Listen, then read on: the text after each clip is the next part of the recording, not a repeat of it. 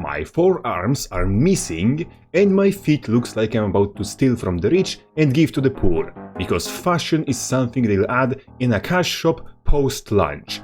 And so me and my Raymond Hood embark on a new exciting adventure via the slowest fast travel system in history of gaming. I could be there by foot already. Chrono Odyssey is a name that bears a symbolical meaning. The word chrono represents a waste of time, and Odyssey points towards how many people are going to see the end of this journey. In short, it's an MMO.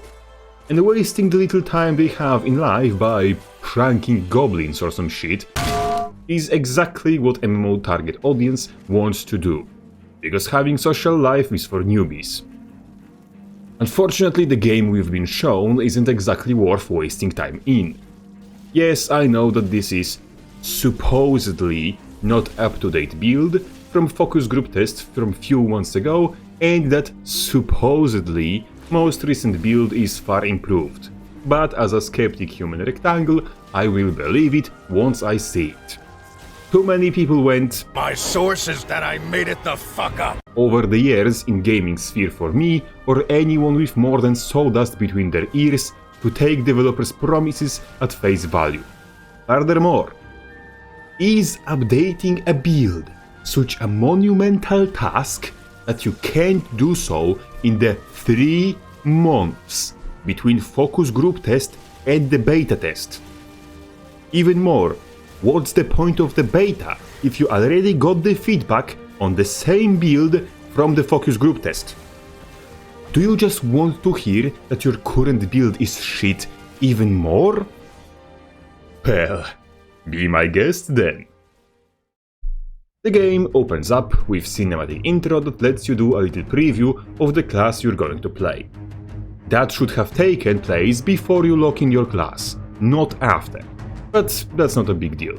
We learn that the world is fucked beyond repair and go back in time before it got irreparably fucked. Somehow losing our gear in the process, because that's how time travel works. At least, it's better narrative than we arrive on island and are cunts to everyone including ourselves just because we're greedy. That was the whole premise of New World. British?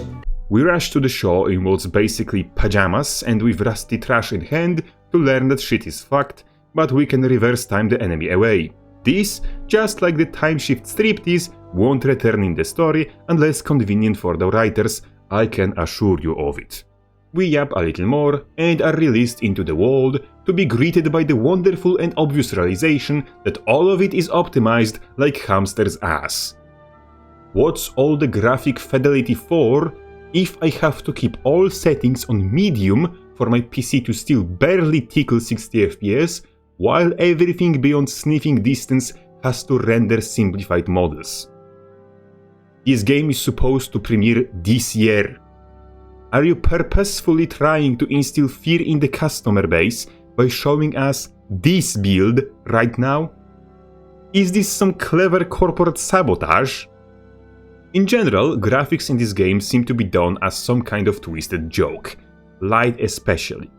Every place under open sky is blinding during the day, and in the meantime, many places underground are so dark that turning your monitor off wouldn't make navigation any harder.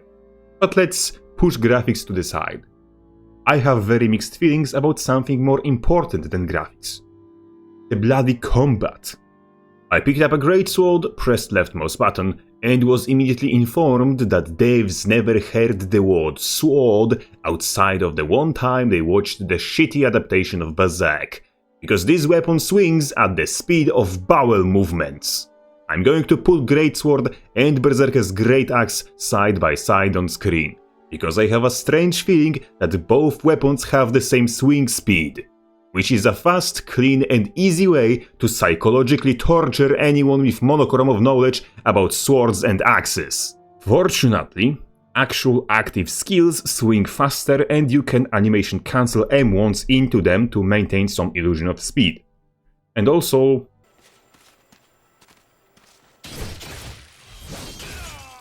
I found my new favorite skill.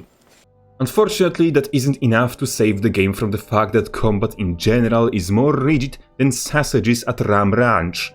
From the moment you input a button, that skill goes precisely in the direction your camera was facing the frame that button was pressed. You can turn 180 degrees in one frame of animation between inputs, but you can't turn 1 degree mid-animation of an attack, meaning all enemies, including AI that run diagonally, are basically impervious to thrust attacks or anything else with thin hitbox.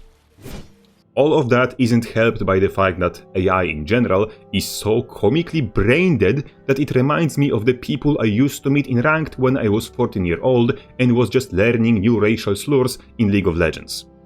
And to top it off, bosses in this game shine light at some of its problems as well. Thousand Piercer was mostly serviceable. There was certain times where he seemed to freeze as if his AI kept glitching on occasion, and few of his moves, mainly the repeated jabs and the one Padachka attack, had too little startups to be reactable without input reading macros, and therefore led to a lot of frustration.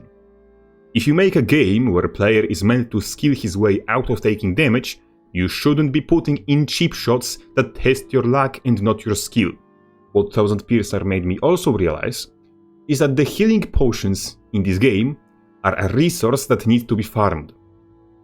Someone either fucking thought that making Souls-like difficulty boss fights and making healing a finite resource that needs to be fucking crafted is a good idea, or devs in this game are so fucking inconsiderate that they just thrown in systems from Dark Souls and from New World together into one product without checking whether they'll clash or not. The healing potion is already on a minute-long cooldown. Why is it also finite? That issue, however, pales in comparison to the worst of the worst, the lowest point in the entire experience. Primeval Capra is a masterclass in a shitty boss design. Even waving aside the fact that the bloody thing is very unpolished, just the intended experience of fighting this thing could be used as a justification for a disciplinary firing and a lawsuit for sabotage. This thing is covered in wriggling tentacles that sometimes obscure telegraphs of its attacks. Almost every attack it has is a Padachka attack, and those who aren't are even worse. It has a fucking EX fireball with borderline no startup that it can whip out in melee, and many of its swipes that knock you around combo into the fireball. This shitter has a leap pin down move that ignores evasion frames for some reason, but can be parried because that makes bloody sense. And on top of that, it commits the cardinal sin of spawning a swarm of adds more than once throughout the fight, and then doubles down on it by returning to the arena before you clear out the adds and just chucking the fireballs at you. Every single little steroid golem you see on screen right now represents one pineapple that the maker of this fight deserves to have shown up their ass without consent or lubrication. Fortunately, Primeval Capra is far below second worst thing in this game. Gathering in Chrono takes more time than bleeding out to death both in game and in real life. Even with good tools which speed up the process, cutting down a tree can take almost 2 full minutes, which is comically fucking stupid amount of time to spend standing still watching your character swing at a log and regretting your purchase. Even more, every fucking bubble on the ground need to be manually picked up, and picking it takes time, has its own animation, and has to be done whilst completely still, which in combination with interact button being the most unresponsive and broken thing the game has, makes looting an experience of its own. Strongly negative, but still an experience. In summary, Chrono tries too hard to be too many things at once.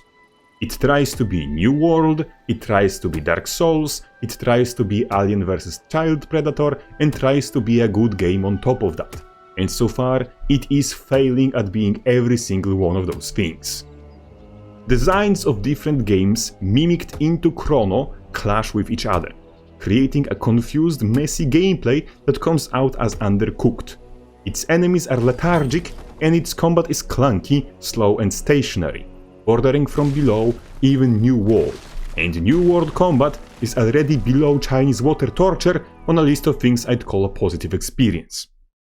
That said, I see the light at the end of the tunnel, and why some people are optimistic about this game, as the foundation of a great game is already here, and what makes it suck are the surface details. That said, I'm not optimistic about the whole this year's release bonanza, as I don't think they have the time necessary to fix the game before release.